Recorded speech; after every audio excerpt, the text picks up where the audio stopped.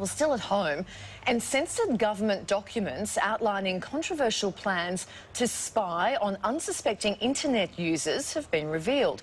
Top-level government officials have been in talks with the internet industry over a proposal to log and store the web activities of every Australian, even if you're not suspected of committing a crime. Then the data will be made available to law enforcement agencies around the country. Now, the government had intended to keep this plan under wraps. However, the largely censored documents were obtained under the Freedom of Information laws, with 90% of the detail crossed out with a thick black marker. So what exactly are they hiding?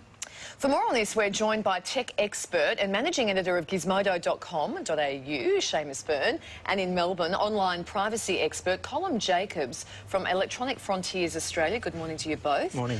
Morning. Seamus, why would the government want this information? It seems a lot of information to be collecting on every single Australian and their internet activity. Yeah, I mean, their argument is that this would be similar to laws that are already in place in Europe, and that this is based on being able to combat terrorist activity, and that's sort of how it came to be in Europe.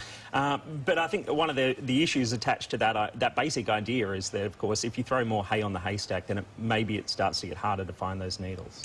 Seamus, exactly what kind of data would they be interested in keeping?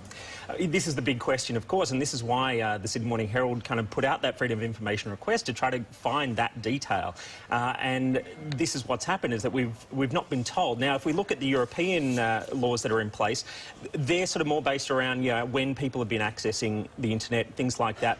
But some of the industry insiders here have actually been suggesting that that they were asking for a lot more. They were asking for what is ultimately web browsing history. Now, while the government has denied that that's what they're asking for, it's ultimately a technicality that they're arguing, because if they're looking for like IP addresses, which basically means you can still find out exactly what websites people have been going to. All right, Colin, what are your concerns with the government storing this kind of data? Well, there are huge privacy concerns for a start. I mean, all of us use the internet for everything from negotiating sensitive business deals to sending intimate messages to loved ones. If the government really is on this fishing expedition to collect as much information as possible about our communications, we're going to end up with every internet service provider in the country having a huge database of information about everything we've done, and as we've just heard, potentially including the websites we visited. Once this database exists, there are obviously huge concerns about who might have access to it, when and under what circumstances the government might look at it, and what might happen if it somehow leaks out into the wider world. So the privacy issues are very worrying, as well as the secretive nature about which the government has gone about this. It sounds very Cold War-ish, doesn't it? Is it even legal to spy on web users? Well, actually, there are very tough laws in this country controlling what you can do with other people's communications. In fact, the government may have fallen afoul of these laws just recently itself when it conducted trials of internet censorship, because that involved interfering in people's internet connections, and Google have gotten into trouble as well.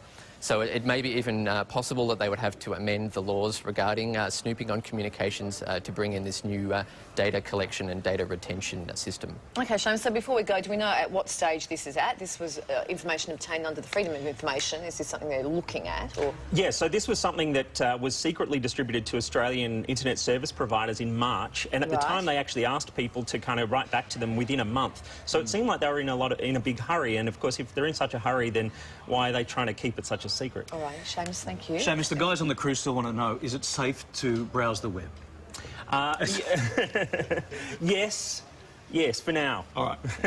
Doesn't matter if the government's watching just their wives, right? Thank you, Seamus, and thank you to Colin. Off we go to the UK.